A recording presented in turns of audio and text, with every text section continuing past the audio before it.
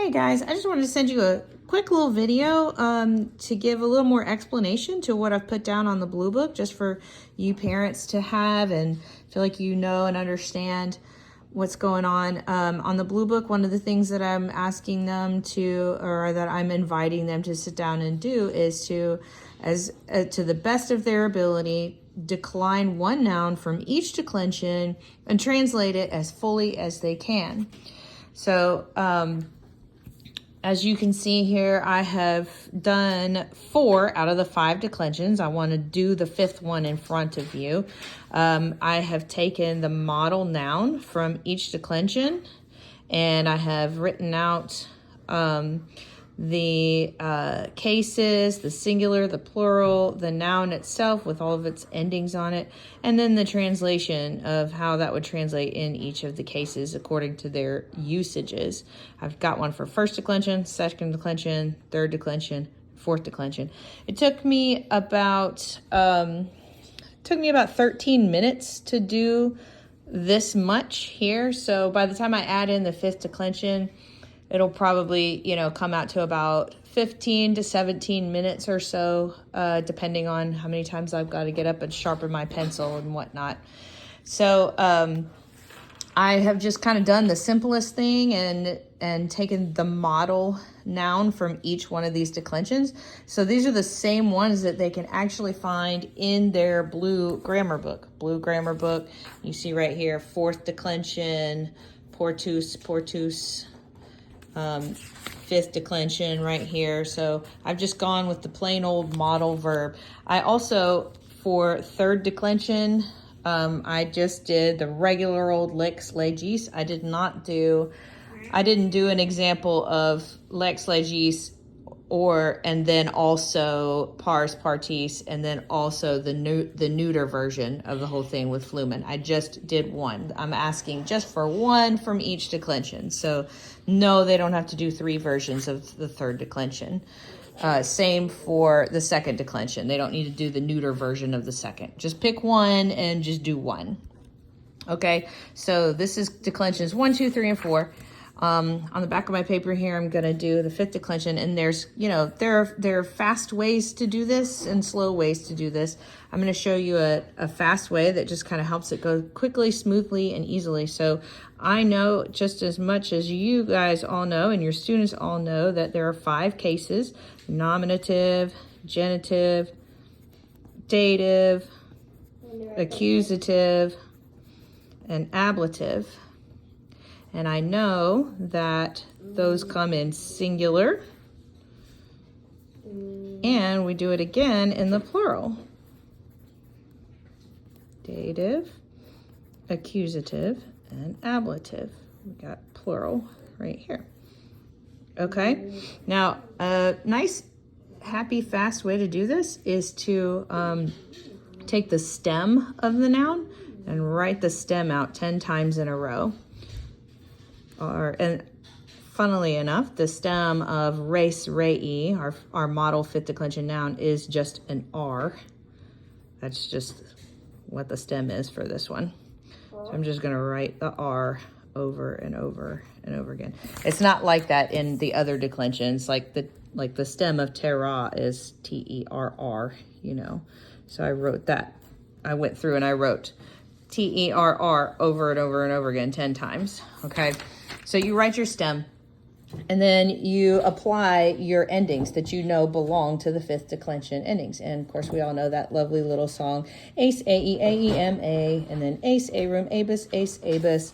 So you just kind of can say that song in your head or out loud or whatever, and go through and put your A-E, M, A, and then the plural endings, ace, A-room, abus, ace, abus, and there's some macrons. My students know that I'm really bad about macrons. Okay, and then And then you go through and you say what the translation of that would be, like how this is being used. How is this noun being used? Is it being used as the subject? If it's in the nominative case, it's being used as the subject. So it just translates as the thing. Res rei means thing. So the genitive case would be the possessive. So it would be of the thing. The dative is going to be the indirect object. So that translates out as to or for the thing. And then the accusative is the direct object. So that comes out to just the thing. And then the ablative is an object of the preposition. So you would stick a little preposition there, like by, with, or from the thing. Okay, simple. And then the next set is the plural set. So basically it's the same as this, it's just plural. So with the nominative subject, it translates as the things. Oh, I just wrote stings. Okay. Things. Genitive being of the things. Dative, indirect object, to or for the things. And then accusative direct object, the things. And then ablative, object of the preposition. So I've got my by, with, to, from the things. Okay, so easy peasy. You saw that just took me a couple of minutes to write that down. So if it takes your student, 3 minutes a piece for each of these, that comes out to about 15 minutes. If they have any hiccups, maybe just add a couple of minutes to that. So, does your student have to, are they being asked to get every single little piece of this? I mean, no, the idea is that this is an invitation for them to write and translate as much as they possibly can. But with that in mind, I'm just going to give you here's the important parts of all of this. It's important for them to know which endings belong to each declension. So it's important that they know that if they are writing out, if they're trying to decline terra, terrai, that they know, okay, that's a first declension noun.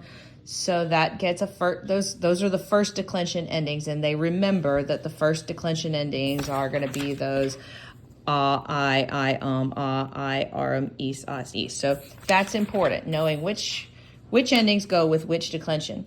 Then knowing which endings go with which case, knowing that they go in this order of nominative, genitive, dative, accusative, ablative, and that this is the nominative ending, for the first declension. I is the singular genitive ending. I is the singular dative, and so on and so forth. And that they know that this one, I, is, as, is, that those are the plural endings for nominative, genitive, dative, accusative, ablative. They can match up. Okay, this one goes with nominative plural. This one goes with genitive plural. Okay, so that's important thing that they need to learn and have to take away with them at the end of this semester. And then knowing the usage of each case, knowing that, okay, well, if it's the subject of the sentence, then it's in the nominative case. So it gets translated like a subject, the thing. The thing is coming after me, or if it's ablative, an object of the preposition, they know that, okay, I'm reading this sentence and that is being used as an object of the preposition. He ran under the thing, or he is running from the thing.